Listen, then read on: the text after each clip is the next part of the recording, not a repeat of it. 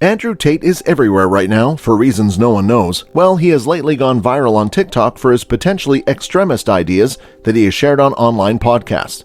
You must be thinking what kind of podcasts, or maybe wondering what did he say? Is it something big or people are making the buzz for nothing? Well, after watching the video, you can give your comment on him. So welcome everyone to Tate Nation. Today we are going to tell you some controversial but amazing moments of Andrew Tate. Without any further delay, let's get into the video. But before that, please hit that bell icon and subscribe to our channel for more updates. Romanian authorities broke into his complex in April after receiving information that a U.S. citizen was being held against her will. The allegations went on to say that Andrew and his brother Tristan forced the ladies in their care to perform sex work.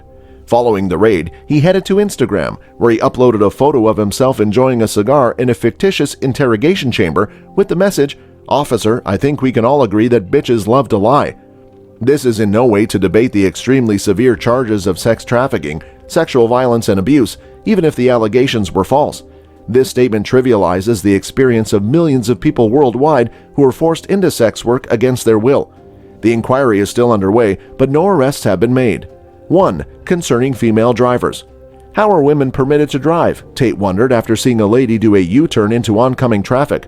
Hasan Piker, a socialist Twitch broadcaster, reprimanded Tate on this point, claiming that the empirical data was not on his side and that one's biases, views, and lived experiences are not sufficient for creating societal realities.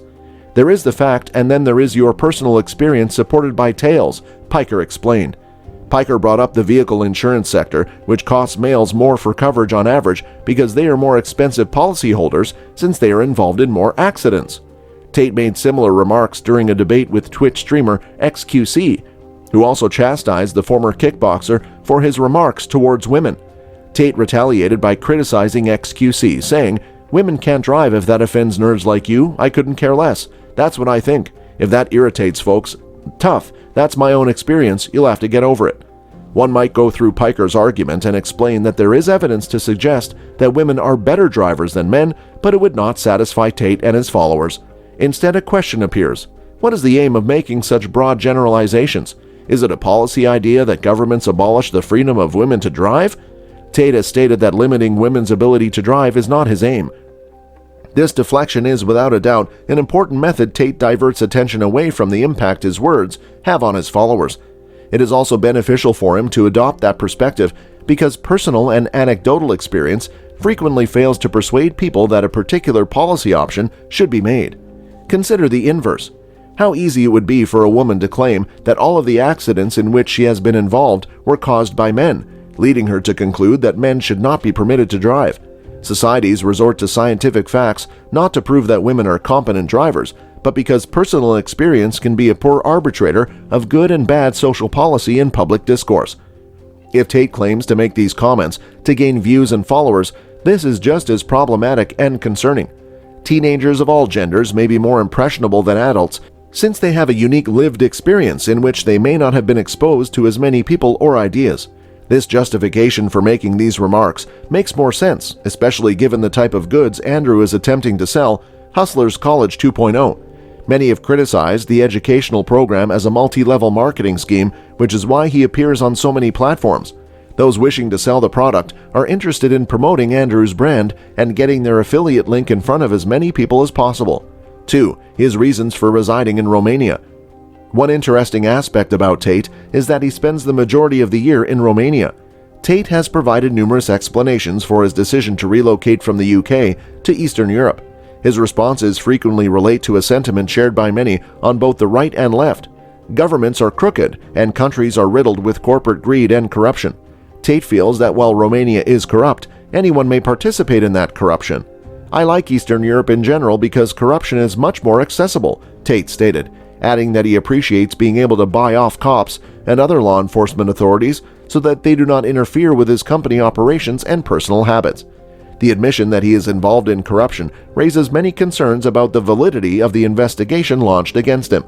Another explanation he gave on the Fellas podcast is based on Western society's shortcomings. Western civilization is degraded and corrupt, Tate observed, adding, "There is something about the Western world that irritates me. I don't like how it works and functions," the former kickboxer responded. It's questionable if Tate would agree with this assumption. It doesn't matter whether he would or would not, because much of his worldview is built on broad generalizations, and he may be tired of scholarly research on the geopolitical and historical framework in which Romanian politics and culture exist. 3. Concerning gender equality. Tate frequently refers to himself as a feminist when confronted with his heinous ideas on women and gender. We have yet to see anyone challenge him on this point, for example, by asking for his definition of feminism. Tate frequently compares women to children or vehicles during debates to imply that he must safeguard the people and objects in his possession.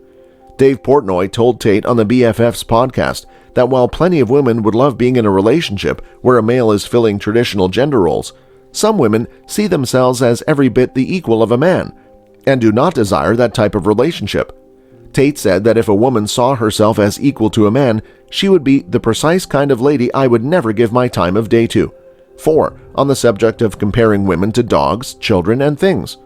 Tate also defended his belief that women are like dogs and children on the BFF's podcast, adding, "You can't be accountable for something that doesn't listen to you.